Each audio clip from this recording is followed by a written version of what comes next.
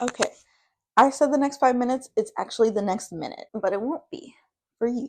So I'm gonna get into this because this video might be a little negative. So sad. I'm so sorry. I have a lot of opinions. This book I read, I finished today's Sunday. I finished this book on Friday, and I think I started it last Saturday and finished it the following Friday. So this book is very fresh in my mind, along with all my criticisms of it. And I took notes. I took notes this time. I've learned from my mistakes, and I got some things to say. So this book came out in 2013. I purchased it because it was on my freshman year reading list, and I'll tell that story. So I was a gifted kid. I don't know if that was evident. I was a gifted kid. And I was the kind of person that I would read like a book in a day because I just was obsessed with the idea of reading fast. My freshman year, they came out with a reading list and they were like, yeah, read these books. And I was like, okay. So I rolled up to the little library and I was like, hi, can I purchase every single book on the reading list? And the librarian was so impressed that she pulled out a microphone and said, this is a core memory for me, that she pulled out a microphone and stopped everyone in the library. This is what she said. Everyone, I just want you all to know that this girl pointed to me. This girl has bought every book on our reading list. You all should read like her. There were no claps. There were no cheers, only public humiliation on my part. So, guess who didn't read any of those books afterwards? Me. I bought those books. What year did I start my freshman year? 2015. Anyway, so I bought this book in 2015. It came out in 2013. The only thing I knew about it was that it came from, like the YA dystopian hype. And I was like, I like the Hunger Games. Surely I'll like this book. And that's what they wanted me to think too, because it says on the cover, a rousing adventure story in the tradition of the Hunger Games. I was like, who would lie? Apparently this person. This is The Water Wars by Cameron Stratcher. So this book, the current Goodreads, let's pull up Goodreads. Goodreads is such a janky website. Anyway, The Water Wars currently has a 3.19 rating on Goodreads. It has 5,230 ratings and 749 reviews. And I'm going to be honest and say that whoever was rating of those 7,000 people were being generous. They're being very generous. This book is not good. Like, not good. I didn't see it included in too many of whatever deep dives of this genre. Usually this title was omitted and I always remembered it. And I was like, oh yeah, The Water Wars. It's a YA dystopian. Why is nobody talking about it? And then I read it and figured out why. So this book is also very short. It's only 240 pages. So let me give you the premise. Hello, this is Kristen from the future once again, coming to interrupt your regularly scheduled program. It should be The Water Wars. Look at my cute little necklace. So last week, I brought you information about Doctors Without Borders, a charity organization providing aid and humanitarian relief in the Middle East right now. This week, we are promoting the Palestinian Children's Relief Fund. The Palestinian Children's Relief Fund is providing humanitarian aid in Gaza right now, including water, food. They're also providing medical equipment and focusing on trying to rebuild some of the medical facilities. As always, I will be making a donation myself, but if you can, please donate to the Palestinian Children's Relief Fund. If you cannot continue to engage with their content, spread the word if you can. Who knows if there's someone else that can help. The vast majority of the population in Palestine is made up of children, so charities like this that focus on helping children and their families are incredibly important in times like these. So please check them out. Make a donation if you can. I will be making a donation myself. This will be the third week in a row, and it feels great. So do whatever you can, and as always, spread the word. That's easy. So with that quick, brief little synopsis, back to your regularly scheduled video. Transition. I'm going to read the back summary, actually.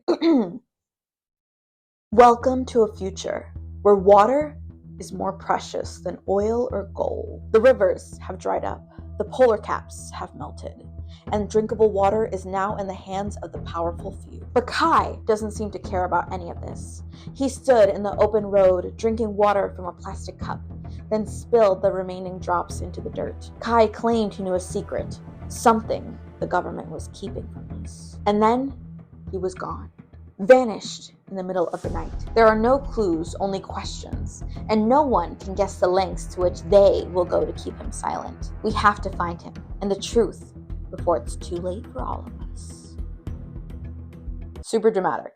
What could you expect? So in this world, they don't have water. It like all dried up. There's no rivers, no ponds, no streams, and the government like gives them like very small amounts of it.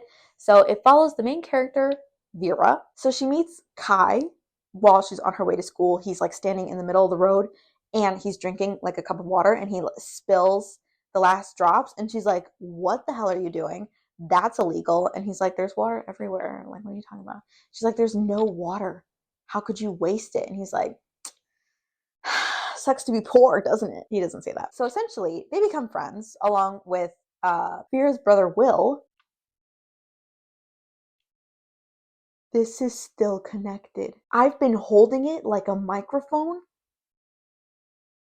and it actually works. Sorry, that really distracted me. Anyway, so they all become friends. And essentially Kai, like his father is like a driller. So they tap water that's still in the ground. So they're very rich and they give, well, Kai gives Vera and her family like fresh water. And so they all become friends. So the story of this book essentially is like, so they're friends, right? They're talking, they spend time together. There's obviously a romance between Vera and Kai, which, side note, I swear to God, every dystopian, like if I had a nickel for every YA dystopian book that I read where the main love interest's name was Kai, I'd have 2 nickels, which isn't a lot, but it's weird that it happened twice. I have a lot of thoughts because it has truly, I don't think I've read anything that I can genuinely say that I hated. Like, I hate Shakespeare. And that's only because it's like a status symbol for people where they're like, "I know how to read Shakespeare." Shut up. No one does. He was illiterate. Don't bring that near me. I hate Shakespeare. I hate classics. I hate this notion of like, you're not a real academic if you haven't read certain books. I don't hate the books themselves. This book, I hate it. It was so genuinely bad. And I feel bad saying that. Up to this point, I didn't think any book could genuinely be this bad. And I read Divergent, and even Divergent was better than this. That's saying something. So let me refer to my notes. I'm gonna open them up because it'll help like go through the plot as well, because it's just like not good. So it opens like every normal YA dystopian. Like the beginning is not bad. The dialogue is like not great, but it's not bad. The first red flag that came up for me is on page 5. So in this instant, I'm going to read it, which is it's a trigger warning for self-harm. This is on page 5. So Vera is talking about like she's just seen Kai drop water, like spill it on purpose, right? So she says, "I realized then that he wasn't out in the road spilling water because he had enough to drink, like the girls who themselves or snuck their parents' knees. He wanted someone to pay attention." So the author, in case you missed that, has compared self-harm and drug abuse to wanting attention, to attention-seeking behaviors. That should have been enough to make me put the book down. Truly and utterly. That's disgusting to put in a book, especially a young adult novel. That's disgusting. I kept reading despite this. I kept reading. So immediately, I hate the world building of this. It's so awful. It reads as if someone was too interested in seeing how sci-fi they could make something and like didn't think about making the plot good. So I will also show, because this book included a map as if it was going to be turned into like a movie, God forbid, even like a series. They included a map. This is how much I disrespect the book. I'm going to fold it. This takes place in the US, of course. And in this map, they show that like essentially when all the water, like sea levels essentially like rose, right? And they covered some of the US. The US states essentially like broke off into their own countries. So Vera lives in the Midwest. And do you want to take a wild guess as to the name of their country in the Midwest? It's the Republic of Illinois, right under the Republic of Minnesota, next to the Republic of Texas, the Republic of Louisiana, and then there's just Arizona, Dakotas, plural, and then California, which absorbed Mexico. So this is the map. I'm not kidding. Republic of Illinois. That's the ugliest name I've ever heard in my life. But you know, like they could have come up with anything else. Anyway, sorry. So in this world, because they don't have water, which is a key ingredient in food, they have a lot of what they call synth food, short for synthetic food. I'm telling you that, like, essentially, this book sounds like a conversation between two people that are like sleep deprived, maybe under the influence, answering the question of like, how would the world look like if there was no water? And just making up the most ridiculous names for stuff. Because again, and this is like a personal ick, is when people like take things that are rooted in reality and they try so hard to make it seem like not of this world. So I will say I'll give them points because in this world they drink soy milk, and at first I was like, why would they drink soy milk over regular milk? But then I remembered, because I was like, oh yeah, well, one of the reasons why some people switch to milk alternatives is because obviously cow milk uses a lot of resources that include water, specifically like watering the grass that they eat and physically the water that they consume. They switch to soy milk because soy milk and oat milk are the two milk alternatives that use the least amount of water to create. So I was like, I'll give you points for that. That was like pretty good. Because at first I was like, soy milk? But then I realized, yeah, I will give them those props. I'm gonna list some of the words that made me want to like peel out of my skin that they used for like sci-fi terms. Quasi-vocados, which is used to describe synthetic avocados. Drycrete, which is concrete but does not use as much water. And that's just two of them. It's very annoying, very irking, as you can tell. This is the first, all these words come up on the first day that they meet Kai. Vera, essentially, she like invites Kai over to their house so that they can have dinner. And her dad's like, he sounds like he's a rich dude. He's not gonna like this synthetic food. And she's like, it's fine. And he's like, you're right. Okay, yeah, we're gonna bring a random stranger into our house. That's fine. So Mexicans canonically exist because they make Mexican food. But in the map, there's no Mexico. It's only California. So who absorbs who is my question. I need to know. That like whole interaction when they first meet annoys the hell out of me. So Kai comes over. They have their little dinner, right? Right. And it's cute, I guess. There's also like an immediate implication that Vera and Kai like each other. And I'm like, we are barely like 20 pages into this book. I understand it's a YA dystopian and of course she needs a love interest, but not this quick. Because she also has like the personality of a cardboard box. And so does Kai. I'm like, they have no chemistry with each other other than he's rich and can provide water and she's thirsty. Not in that sense. But like, that's it. That's all they have going for them. Like a mutually beneficial relationship is what they have. It's so ridiculous and so dumb. So Kai comes over to their house. They're having dinner. And Kai is like, yeah, my dad's a driller. I hate the government. And Vera's dad is like, don't say that. And he's like, why not? I can say whatever I want. And he's like, you're right. Like their dad, such a pushover. Like I've never seen a parent so whipped by their children. The first part of the book is essentially like them just like having fun, having relationships. They use credit chips instead of money. They use electric cars. Cool, electric cars. I'll explain it later. Oh my god, no. I have to bring it up now. Because this also infuriates me. So in this world, they have like, this word keeps coming up. Hollow. H-O-L-O, right? Hollow is an adjective to describe artificial, but it's also a phone and also like another name for a video or a picture. Like a holo is what they use to communicate with each other. The holo is like the TV, and then it's also the phone, and then it's also an adjective. It's very confusing. He came up with quasi-vocados and drycrete and couldn't figure out separate names for all these things. It's so ridiculous. Anyway, oh my god.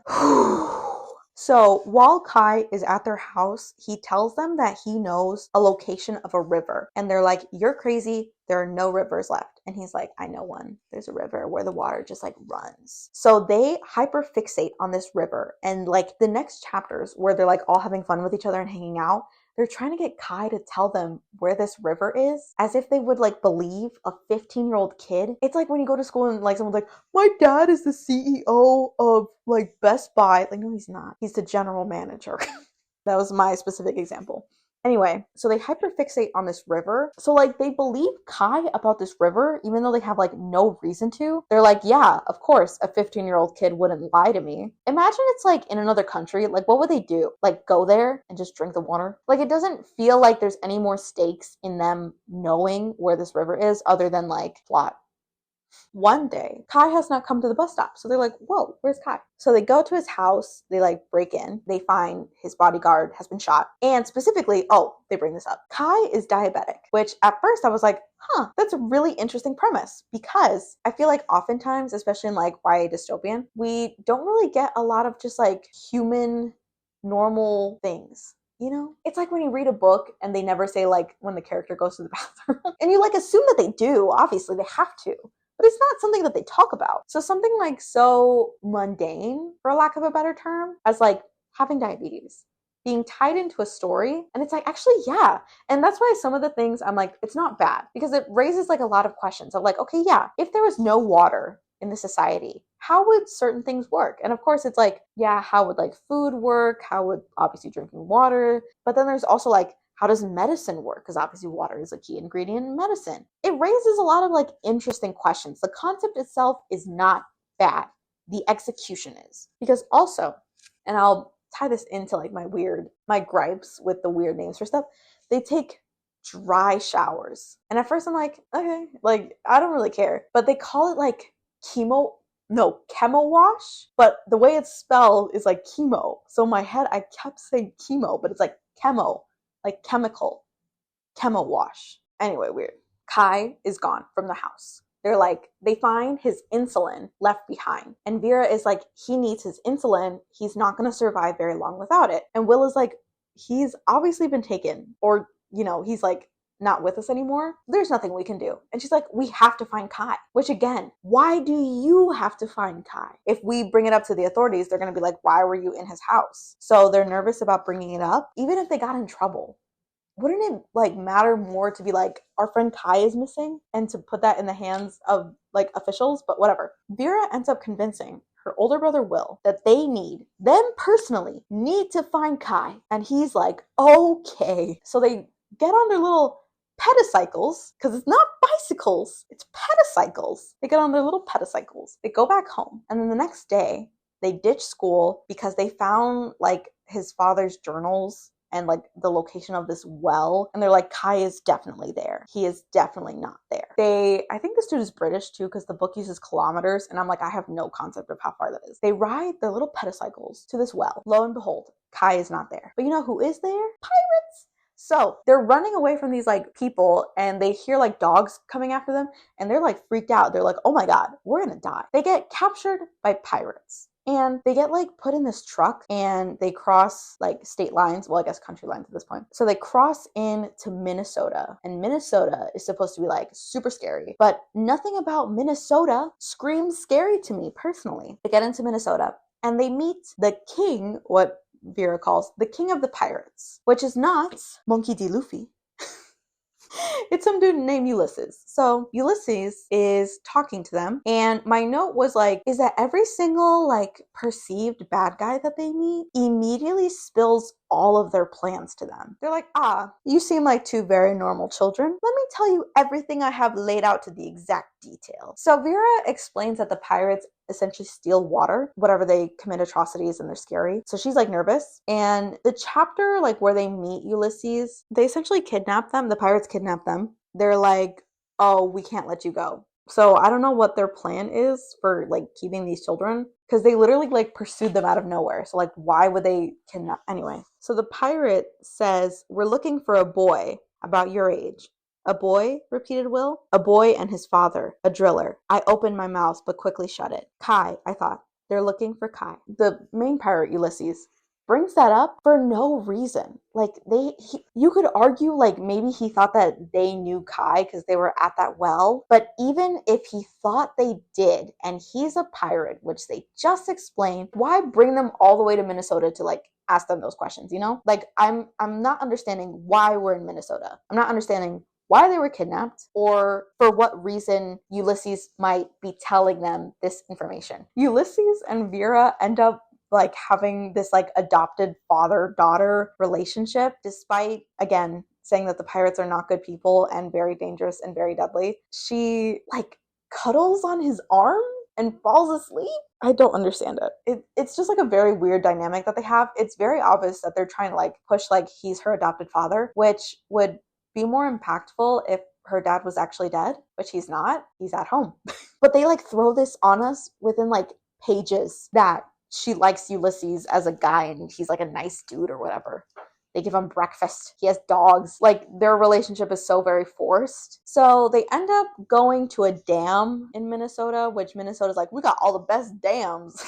And that's like their thing, I guess. So they go to a dam in Minnesota. For what reason? I don't know. But they go there. While they're there, someone blows up the dam and it like floods like all of Minnesota, I think. It's not explained very well. Vera like is badly injured. Obviously the rush of water like really messed her up. She's alone. She tries walking back towards the dam. She doesn't have Ulysses. She doesn't have her brother. She's like, okay, I messed up. So she heads back to the dam and she sees like a flashlight swinging back and forth. And she's like, yep, I'm okay with getting caught by the police now. I'm about to die, so might as well. She's like looking and the flashlight ends up belonging to people from Pila, which not to be confused for the skincare brand. I think it's a skincare brand.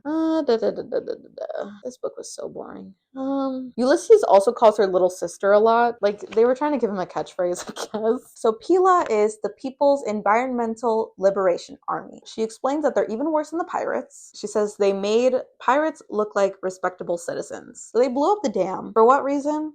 I'm not sure. They end up capturing Vera and Will because they're gonna sell them. Oh yeah, they're going to Canada. This dude, Nasri and Vera are like arguing about war and humanity for some reason. Nasri ends up taking them in a hover carrier all the way to Canada. I forget where they make a pit stop. They make a pit stop somewhere. She gets in this hover carrier, finds Will. They are on their way to somewhere. So they end up meeting this scientist who is like the lead water hydrologist, I believe is what they call him. Dr. Tinker is what they call him. He is like, I don't know, useful in some way. He worked with like Kai and his father. They're also looking for Kai, I think. Is my battery dying? Slay. I mean, not slay, that's not good. So they're looking for Kai and his father, and they end up kidnapping Dr. Tinker, and Vera and Will are like, well, Will is like very, like, he's not in a good mood. He's like, we're gonna die. And she's like, don't say that. And he's like, literally look at me, like my leg is like all messed up. We've been captured and we're gonna be sold. This is over. And she's like, no, we have to find Kai,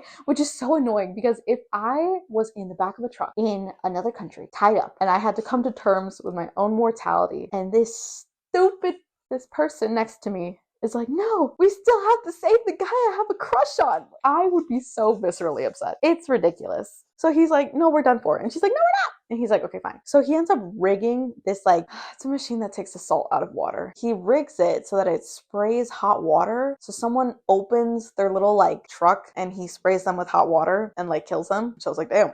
They end up stealing this hover carrier. Will knows how to drive the electric car. And he's like, I absolutely know how to drive a hover carrier now. He's never driven one. Whatever. They end up saving Dr. Tinker from getting shot by Nasri, and they drive away. And the doctor's like, we're not going to survive. Like, an important thing to note was that when Vera mentions these hover carriers, she's like, specifically, they go incredibly fast and they don't kick up any of the dirt like in their path. Obviously, if you're driving over like a dusty road, the dirt kicks up, and she was like, they don't do that. On page 103, she says a hover carrier could reach speeds of 250 kilometers an hour without kicking up any dust. And then on page 124, she says, I could see the dust kicked up from 3 hover carriers.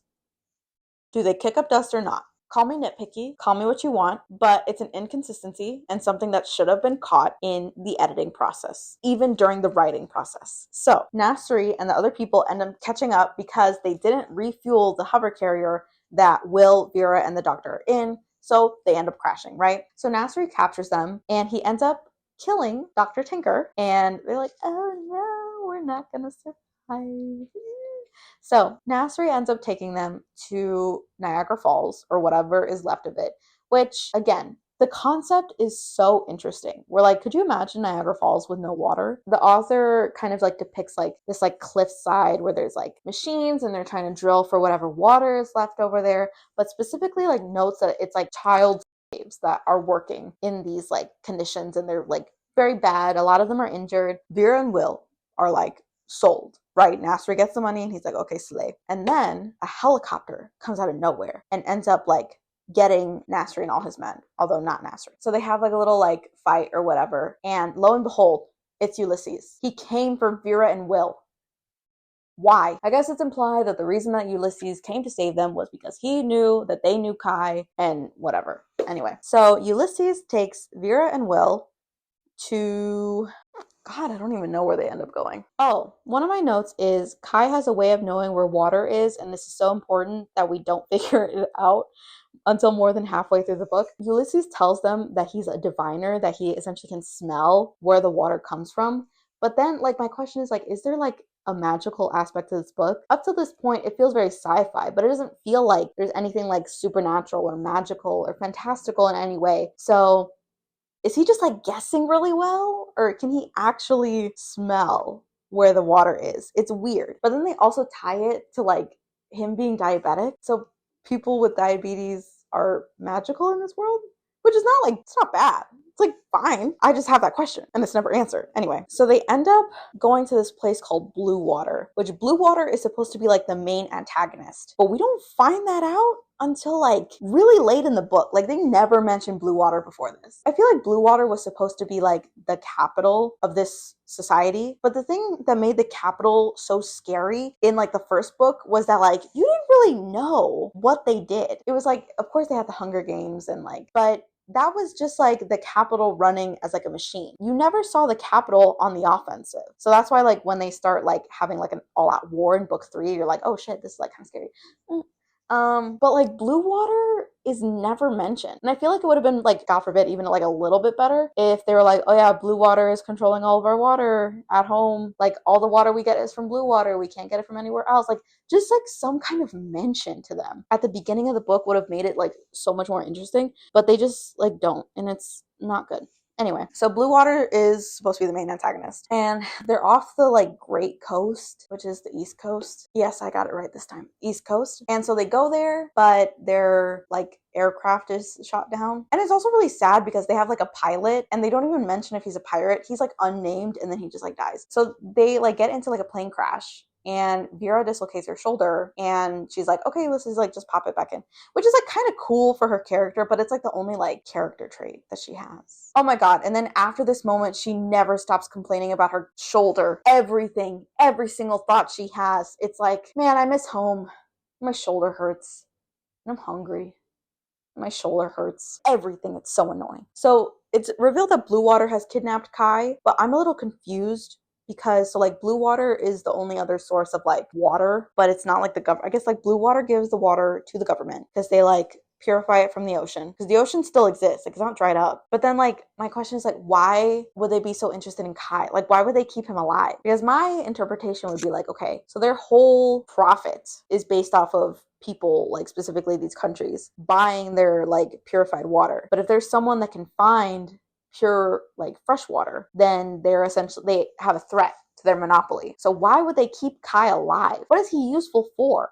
Like I would imagine that he's like a threat to their whole like economic system. So why would they keep him alive? The explanation is not very good. So they're essentially captured while they're going through these like fields. Blue Water captures them. They torture Ulysses. Yeah, the way that they describe characters is so bad. Like I have no idea what Vera looks like at all. I think she has brown hair and that's it. They explain Nasri as having a habit where he jumps like on one foot. I can't even imagine how that would look like. Vera like explains that, so like her father remembers when like they would go swimming. He remembers a world where they had water, and apparently Will remembers a time where they didn't have to like stay inside for recess, because they like explain very vaguely that essentially that like I guess global warming, or like it's too hot, the water dried up. But it like, again, I'm making an inference. They really don't explain it well. Will remembers a time where he was able to go outside for recess. So I'm like, how long ago did the water dry up? Because Vera doesn't have these memories, but her brother Will does. And I don't know how much older he is compared to her. It like doesn't make sense. Because then like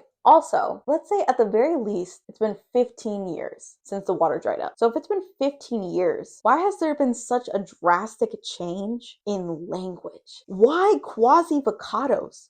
Why not just call them avocados? I get it, they're fake, but like, they know it's fake. They know it's not real avocados.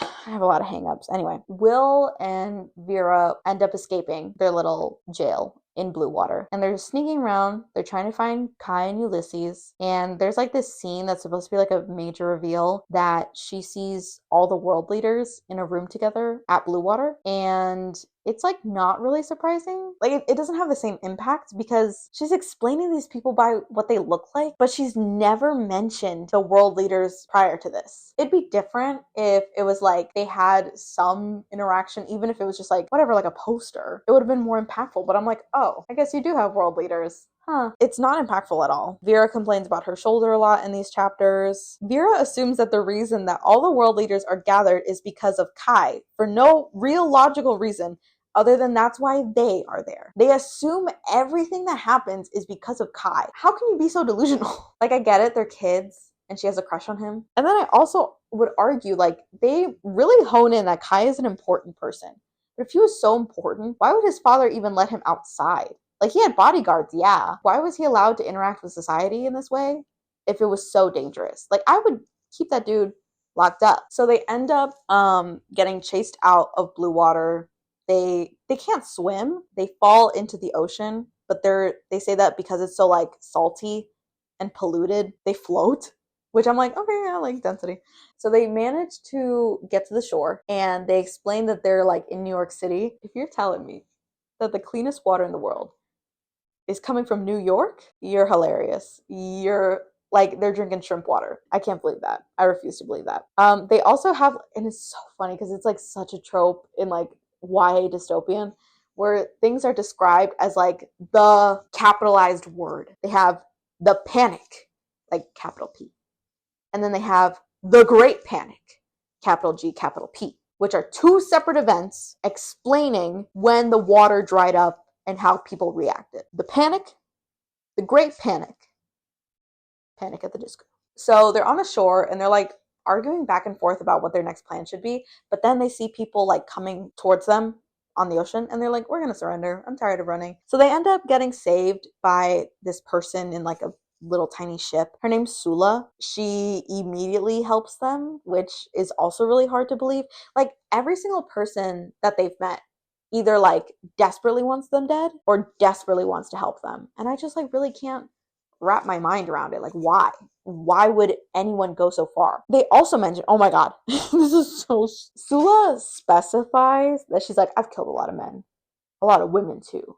Just so you know, her hands are rated E for everybody, which is so stupid to bring up. God forbid, I've killed a lot of people. Gender neutral terminology is something we're not familiar with apparently in this book. They also mention Sula has violet eyes, but then later in the same chapter, they say she has blue eyes, and then they go back to violet. So, two questions. What color are they? If they're violet, does that mean that supernatural beings exist in this world? Because no, like, normal human has violet eyes, and they mention she has gray-green skin. Like, is she a mermaid? Anyway, so Sula ends up agreeing to take them back to Blue Water. For what reason, I don't know. She also says, again, like really petty thing to bring up, but something that like almost made me put down the book. Sula hasn't agreed to help them yet, so Vera's like, we're just gonna swim there. And she's like, it's too polluted. You need like a million layers of protection. And Vera's like, I don't care. We have to rescue Kai and Ulysses. I really was prepared to swim back to Blue Water. She doesn't know how to swim. I had abandoned reason for pure emotion. It coursed through my blood like hollow sugar. Did that need to be said? It coursed through my veins like, I don't know, adrenaline or hollow adrenaline.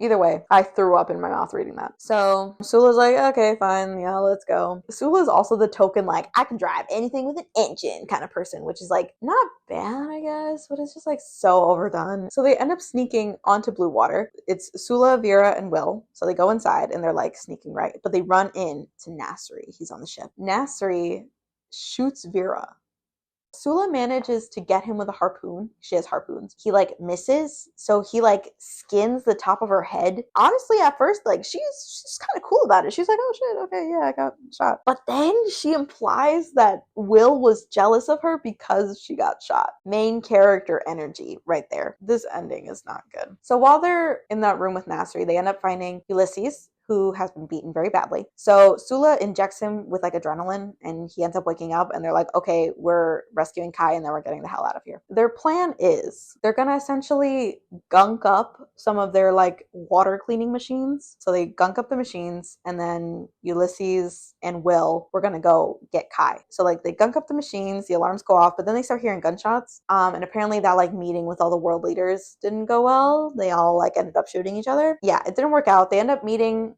together on the roof. Ulysses and Will do not have Kai, but they end up seeing Kai, his father, and a whole bunch of guards like walking towards like a helicopter. And Vera's plan, her like plan that everything is hinging on, is that she will go up to Kai because she looks the least threatening and the most vulnerable. And she's certain that these people who kidnapped her, tortured Ulysses, like literally Torque, one of the dudes that like had captured her, lifted her off the ground by her hair. And she assumes that these people will take pity on her and won't shoot her because she's so cute and tiny. That is her plan. And it works. She manages to get into their ranks because they're like, you get over here. And she's like, oh no, okay. So she has like what they call a destabilizer, which is essentially like, I don't know, like an energy pulse or something. So she's in there. She sets off the machine or the device on her wrist and it knocks everyone over. It knocks out Kai and they end up escaping. Oh no, even before then, I'm sorry, I have to bring this up. It's Sula and Vera and they end up going like to the roof and Vera's like, what do you have against blue water? It's so weird. And Sula like pulls down part of her wetsuit and you see like a jagged scar and she like kind of dumps all this info on Vera. But my question, like, she doesn't explain because she's like, this is one of the lessons that blue water taught me. But like, why? Why would they do that to you? And I get it, like they're supposed to be the antagonist and evil, but what was special about Sula that they did that to her? What was she there for? It's not explained at all. Very weird. So they end up escaping and Sula drives a jet. They take that time to do some exposition. Vera tells Kai everything they did. She's like, Kai's like knocked out, right? Like, homeboy is not doing well. And he's like all like so here's the story of my life. And he just like launches into this whole explanation of everything that's ever happened to him, but he's not doing well. So I just imagine it's like he's taking a very like rattling breath. His like throat is dry. He's like gone. And then he just launches into his autobiography. It's like ridiculous. Someone is pursuing them. Blue water, I guess, is pursuing them. Sula like outmaneuvers them, shoots a rocket at them. Woohoo. But they end up using all their fuel. So they crash in the dam in Minnesota. They exit the aircraft because they like someone is outside. And Ulysses goes and he's like, he screams. And then the chapter is just over. But then the entire next chapter is like, yeah, we found a car and we actually drove all the way back to Illinois. And like they explain that in a paragraph. And I was like, what? How did you get there? Where did you get a car from? How did no one stop you? It's very like the author needed the characters and the cast to go back to Illinois, but they didn't know how to get them there. So he's just like, oh yeah, we just like figured out a way. It was like, yeah, we teleported. It doesn't make sense. So they go to the gaming center that they mentioned briefly. So they go to the gaming center. Torque finds them.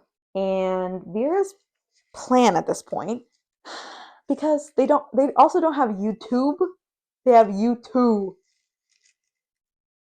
Anyway, so there's like this cute little like booth where you can upload videos of yourself to YouTube. So they end up uploading a video of a geyser of water and it gets a lot of views. So Torque is like, ah, you've checkmated me. Now everyone knows what water is. I guess we'll be going.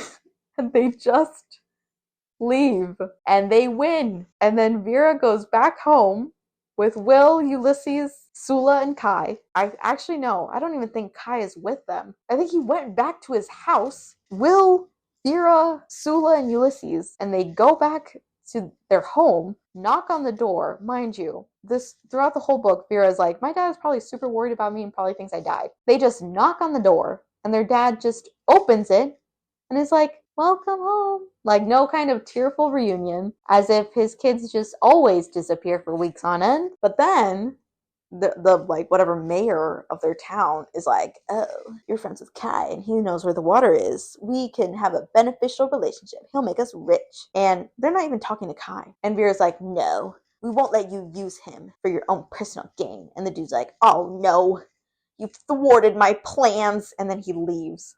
And then the book ends by Vera going to the back room where her mother is. Oops, I forgot to mention her mother is sick for an unknown reason. And Vera's like, oh yeah, I just went on a magical adventure, Mom. And the book ends with Vera giving her mom a glass of water. That was god awful. That was so bad. A few other notes. Vera compares a lot of her emotions to having a cup of fresh water. Like literally everything. Like borderline like the tears rolled down my face. Like the condensation on a glass of ice cold water. Like I get it. You don't have water. It really feels like the space between like the beginning of the book, the first like 75%, and the last like 2 chapters. Like I feel like they deleted like at least 100 pages that I was supposed to get that I didn't get. This book is so bad. I think it was supposed to be like a greater commentary about like the environment and the corruption of our government, and it just like didn't do that for me. Any like greater social commentary was very surface level of like, oh, the government is corrupt. Okay, why? People in power are sometimes corrupt. Can you explain why? Why specifically in your society is it important? We also don't have any real interactions with them. I cannot tell you how many antagonists we meet in this story, or like what the greater purpose is. Why did they have Kai? Why was he kept alive? Is Kai the only diviner in this whole world? I have to imagine. He can't be the only person with diabetes. Can't. He literally can't. It's ridiculous. Oh my god. And even just like the premise of like the whole story, like because they're looking for Kai. Why did they even think that they would be able to find him? There's so many instances where like the author expects you to abandon any sense of logic. Is just like, well, don't you want to just read the book? Because I can't even ration that it's a coming of age story and like these other things aren't supposed to matter because we don't learn anything about Vera. Like, I don't know who she is as a person, her motivations, other than that she has a crush on Kai. I can't imagine that she likes him for any other reason that she's a dude. I mean, she's a dude.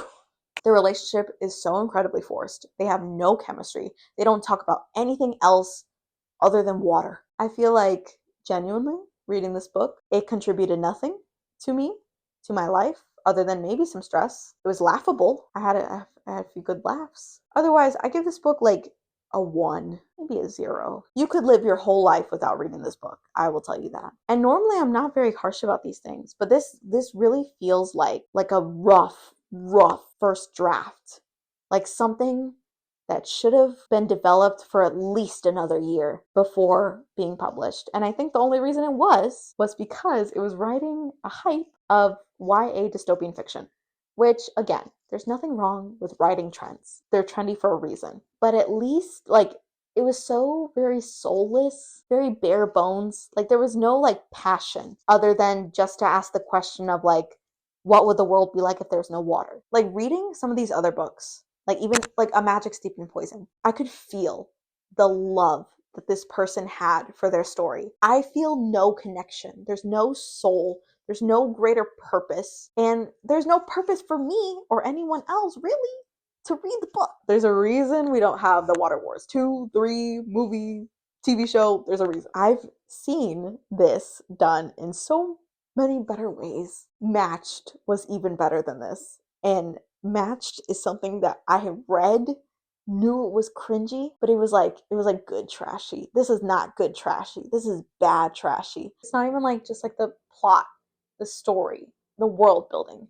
It's like there's inconsistencies, there's plot holes, there's things that like questions that like come up just like on a very bare minimum read, which shouldn't come up. There shouldn't be any plot holes, any inconsistencies when you have a book that's published by a major publisher, which just like communicates to me that this book was truly only published to ride the hype of YA dystopia. There's nothing else going for it other than it's YA dystopia. It's not even good YA dystopia. Anyway, this book was not good. I don't recommend reading it. I don't even want to have it in my bookcase. That's how like much anger and aggression I have towards it. But I will. I'll keep it here. That's it. Don't read the book. Save yourself the $9.99 it cost me. Although now, I think I looked it up. It's like $14. Don't waste your money. Don't read this book. It's not good. There's so many other good books you could be reading. I'm just about done here. I'm tired. That was supposed to be like a cute palette cleanser. The book was really short, so I thought it would be like fun. So the next book that I'll be reading is Legendborn by Tracy Deonn. This is a series, so I only have the first book. It's very long, so we'll see how long it takes me to read it, but it does have an audiobook, 18 hours. That's it for today. My throat hurts and I'm very tired. Go buy better books.